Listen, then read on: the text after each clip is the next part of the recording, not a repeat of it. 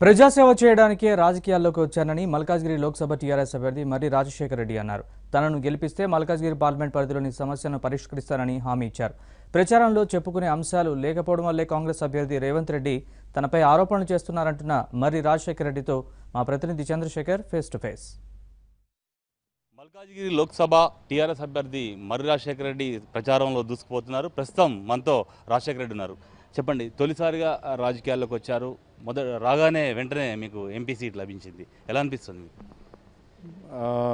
ప్రచారంలో అయితే మంచిగా వెళ్తున్నాం సార్. అందరిది కోఆర్డినేషన్ చేసుకుంటూ మా గౌరవ ఎమ్మెల్యేలు కార్పొరేటర్ల సహకారంతో ముందుకెళ్తున్నాం. 2014 నుంచి ప్రత్యక్ష రాజకీయాల్లోకి రావడం జరిగింది. మా మామయ్య అప్పుడు ఎలక్షన్ కంటెస్ట్ చేశారు ఇదే మల్కాజ్గిరి లోక్సభ సీటు తరఫున. అప్పుడు కూడా ప్రచార బాధ్యతలు చేపట్టి వెళ్ళినాం. సో అలాగా అప్పటి నుంచి కూడా ఈ రాజకీయ బాధ్యతలు రాజకీయాల్లో ఉండడం మూలన కొంచెం ముందుకు పోతున్నాం. అట్లా అంటే మీకు ఏదైతే ఆపోజిట్ క్యాండిడేట్లు ఎవరైతే ఉన్నారో కాంగ్రెస్ నుంచి రేవంత్ రెడ్డి కావచ్చు, అదేవిధంగా బీజేపీ నుంచి రామచంద్రరావు, చాలా అంటే బలమైన నేతలు బరిలో ఉన్నారు. మీరు కొత్తగా ఇప్పుడే పోటీ చేస్తున్నారు, ఎలా అనిపిస్తుంది? ఇప్పుడు బేసికల్లీ ఒకటి చూడండి సార్, ఇవాళ మన గౌరవ ముఖ్యమంత్రి గారు కల్వకుంట్ల చంద్రశేఖరరావు గారు ఏదైతే సంక్షేమ పథకాలు చేపట్టారో ఇవాళ అవన్నీ కూడా ప్రజల వద్దకు వెళ్ళినాయి. ప్రజలు వాటి వలన లబ్ధి పొందారు. దానివలన ప్రజల దగ్గర బలమైన అంటే ఒక వేవ్ లాంటిది టీఆర్ఎస్ పార్టీకి ఒక వేవ్ లాంటిది క్రియేట్ అయి ఉంది. ఇప్పుడు మీరు అలాగే ఇంకోటి చూసుకుంటే ఇవాళ మీరు ఏదైతే బలమైన ప్రత్యర్థులు అంటున్నారో అంతకంటే బలమైన ఎమ్మెల్యేలు మా 7 నియోజకవర్గాలలో వాళ్ళు అంత స్ట్రాంగ్గా ఉండి వాళ్ళు సమన్వయంతో పనిచేస్తున్నారు. ఒక్కొక్క ఎమ్మెల్యేకి ప్రజా జీవితంలో అక్కడ ఉన్న లోకల్ సమస్యలు తెలుసు, వాళ్ళకు వాటికి ఏం సొల్యూషన్ ఇవ్వాలనో తెలుసు. ఇవన్నీ వాళ్ళు చేసుకుంటూ అలాగే మా కార్పొరేటర్లు ఉన్నారు, అలాగే మా బోర్డు మెంబర్లు కంటోన్మెంట్కి వస్తే బోర్డు మెంబర్లు ఉన్నారు, మళ్ళీ మా సర్పంచులు, మా వార్డ్ మెంబర్లు, మా ఎంపీటీసీ మెంబర్లు, జడ్పీటీసీ మెంబర్లు, వీళ్ళు ఇంతమంది ఉండగా నాకు ఇంకా పెద్దగా భయపడాల్సిన అవసరం లేదు. 100% విజయంపై ధీమా ఉంది. ముఖ్యంగా రేవంత్ రెడ్డి పదే ఆరోపణలు చేస్తున్నారు. మేనేజ్మెంట్ కోటాలో ఆ సీటు సంపాదించారు, వీళ్ళేమి ప్రజాసేవ చేస్తారంటూ విమర్శ. దీనికి సమాధానం ఏంటి మీరు?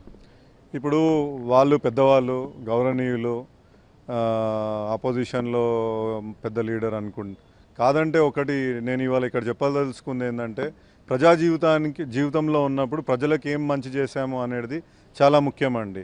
ఇవాళ మా పార్టీ టీఆర్ఎస్ పార్టీ తరఫున మా గౌరవ ముఖ్యమంత్రి గారు ఏదైతే ప్రజలకు చేరువయ్యారో, మీరు ఒక ఎగ్జాంపుల్ చెప్తాను. 2014లో మేము ఎప్పుడైతే ఎలక్షన్స్కి వెళ్ళామో అప్పుడు అంటే మా మామయ్య గారు ప్రత్యక్ష రాజకీయాల్లోకి వచ్చి ఎలక్షన్స్కి వెళ్ళినప్పుడు అప్పుడు మేము ఒకటి ప్రస్ఫుటంగా ఒకటి కనిపిస్తుండే ఏంటంటే పవర్ హాలిడే.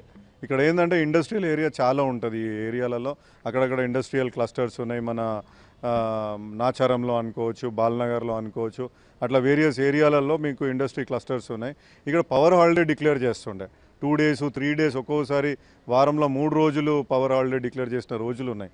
అక్కడి నుంచి ఒక తెలంగాణ ప్రభుత్వం ఏర్పడ్డాక మనకు పవర్ సర్ప్లస్ స్టేట్గా ఇవాళ మనం అవతరించినాము.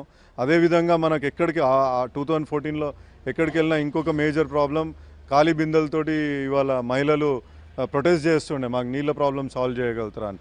ఇవాళ మన గౌరవ ముఖ్యమంత్రి గారి దూరదృష్టితోటి ఇవాళ మన మిషన్ భగీరథ ప్రోగ్రాం చేసుకొని 90% మన హైదరాబాద్కి పర్టికులర్గా మన మల్కాజ్గిరి నియోజకవర్గంకి పర్టికులర్గా మనకు ఇవాళ చాలా మటుకు వాటర్ ప్రాబ్లం దూరం చేసుకున్నాం. ఇంకో 10% 15% ఉంది.